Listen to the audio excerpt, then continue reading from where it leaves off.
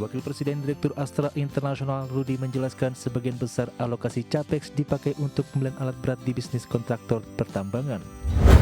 PT Triputra Agro Persada Tbk atau emiten dengan kode saham TAPG mendapatkan dividen interim senilai Rp751,2 miliar dari anak perusahaan PT Agro Multi Persada. Lagi di Market Boss, pemirsa, PT Astra International Tbk atau ASI ini telah menyerap belanja modal Rp8,8 triliun hingga paruh pertama tahun 2025. Ya, realisasinya baru sekitar 33,8% dari total anggaran capital expenditure Rp26 triliun di tahun ini. Wakil Presiden Direktur Astra International Rudi menjelaskan sebagian besar alokasi CAPEX dipakai untuk pembelian alat berat di bisnis kontraktor pertambangan. Dana juga mengalir untuk replanting dan pemeliharaan mill and port di Astra Agro, pembelian mesin produksi di Astra Auto Parts, serta renovasi dan akuisisi lahan baru untuk ekspansi bisnis otomotif. Di luar belanja modal, ASII telah mengucurkan investasi Rp3,3 triliun sepanjang semester pertama. Investasi utama berfokus pada pengembangan aset gudang logistik modern dan sektor kesehatan. Rudi menyebut masih ada sejumlah proyek dalam pipeline yang akan direalisasikan di paruh kedua tahun 2025. Berdasarkan laporan keuangan, Astra membukukan laba bersih sebesar Rp15,51 triliun di semester pertama 2025 atau turun 2,15% secara tahunan. Sementara pendapatan bersih naik 1,8% menjadi Rp162,85 triliun. Kondisi ini menjadi tantangan bagi Astra untuk menyeimbangkan strategi investasi dan kinerja keuangan ke depan. Berbagai sumber untuk ID Action.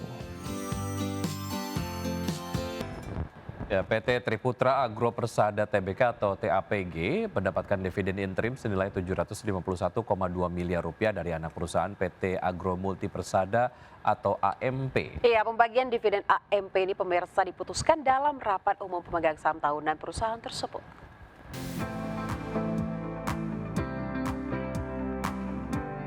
PT Triputra Agro Persada Tbk atau emiten dengan kode saham TAPG mendapatkan dividen interim senilai Rp751,2 miliar dari anak perusahaan PT Agro Multi Persada. Pembagian dividen AMP diputuskan dalam rapat umum pemegang saham tahunan perusahaan tersebut. AMP adalah perusahaan terkendali TAPG yang sahamnya dimiliki oleh perseroan sebesar 94,93%. Transaksi tidak berdampak material atas transaksi pembagian dividen interim perusahaan terkendali perseroan AMP tersebut. Dalam transaksi tersebut, selain TAPG dan AMP, sejumlah perusahaan terafiliasi juga terlibat, yaitu PT Tri Nur Cakrawala yang merupakan pemegang saham dari AMP yang memiliki saham 1,97%. Lalu PT Triputra Investindo Arya yang merupakan pemegang saham dari AMP yang memiliki saham 1,91%, serta PT Daya Adicipta Mustika yang merupakan pemegang saham dari AMP sebesar 1,19%. Berbagai sumber untuk ID Action. Ya, anak usaha PT Merdeka Copper Gold Tbk atau MDK yang mengelola proyek Mas Pani di Gorontalo dikabarkan akan menggelar penawaran umum saham perdana alias initial public offering atau IPO. Ya, saat ini, pemirsa, anak usaha MDKA yang mengelola proyek Mas Pani ini sudah mendaftarkan diri ke Otoritas Jasa Keuangan atau OJK. Anak usaha PT Merdeka Copper Gold Tbk atau MDK yang mengelola proyek Mas Pani di Gorontalo dikabarkan akan menggelar penawaran umum saham perdana alias initial public offering atau IPO. Saat ini anak usaha MDK yang mengelola proyek Mas Pani sudah mendaftarkan diri ke Otoritas Jasa Keuangan atau OJK. IPO anak usaha MDK ini akan dilakukan pada September 2025. Bahkan IPO ini digadang-gadang menjadi aksi penawaran umum saham terbesar di tahun 2025. Entitas MDK ini dikabarkan sudah menunjuk PT Trimegah Sekuritas Indonesia Tbk dan PT Indo Primer Sekuritas sebagai underwriter. Melansir laman resmi Merdeka Copper Gold, proyek Pani dikelola oleh PT Merdeka Gold Resources dan anak-anak perusahaannya, di mana MDK merupakan pemegang saham mayoritas Merdeka Gold Resources. Proyek Mas Pani masih dikembangkan di Gunung Pani di Pulau Sulawesi untuk menjadi salah satu penambang emas primer terbesar di Indonesia dan Asia Pasifik, dan memiliki kandungan lebih dari 7 juta ons emas. Fase awal pengembangan proyek Mas Pani akan menggunakan metode pengolahan heap leach dengan kapasitas 7 juta ton biji per tahun dengan target produksi sekitar 140.000 ons emas per tahun. berbagai sumber untuk IDX Channel. Pemirsa, PT Dian Swastatika Sentosa Tbk melalui anak usahanya PT DSSR Dayama Sakti bersama PT First Gen Geothermal Indonesia membentuk joint venture untuk menggarap potensi panas bumi di Indonesia. Ya, melalui JV atau perusahaan patungan ini, DSSR dan First Gen akan mengembangkan serta mengelola sumber daya panas bumi dengan potensi kapasitas yang diperkirakan mencapai 440 MW. Dan lokasi proyek mencakup 6 wilayah strategis yakni Jawa Barat, Flores, Jambi, Sumatera Barat, dan Sulawesi Tengah. Presiden Direktur PT DSSR Dayama Sakti sekaligus Wakil Presiden Direktur DSSA Lokita Prasetya menyatakan pembentukan perusahaan patungan tersebut bukan sekedar investasi tetapi juga upaya untuk memperkuat transfer teknologi dari EDC. Dan selain itu, pembentukan perusahaan patungan tersebut juga diyakini sejalan dengan strategi pemerintah untuk mempercepat transisi energi, memperluas pangsa energi terbarukan, serta mencapai target net zero emission pada tahun 2060.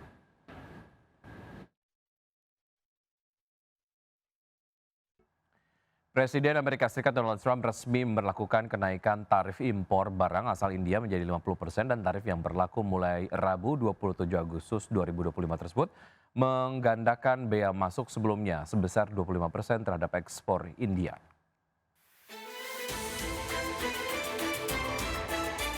Presiden Amerika Serikat Donald Trump resmi memberlakukan kenaikan tarif impor barang asal India menjadi 50% untuk menghukum New Delhi atas pembelian minyak Rusia.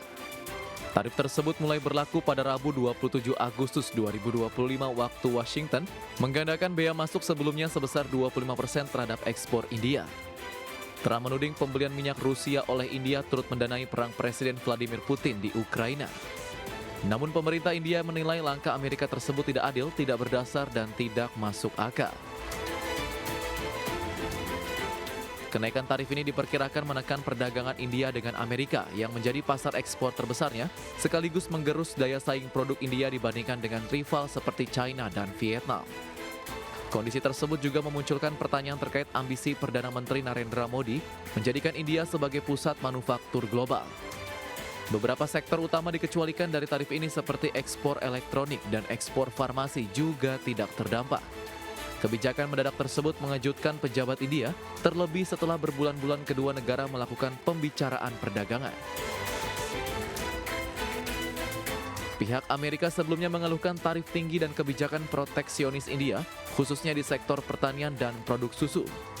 Sementara itu, rencana perundingan putaran ke-6 antara kedua negara yang semula dijadwalkan 25 hingga 29 Agustus juga ditunda, sehingga memunculkan keraguan apakah kesepakatan dagang dapat tercapai tahun ini. Berbagai sumber IDX Channel.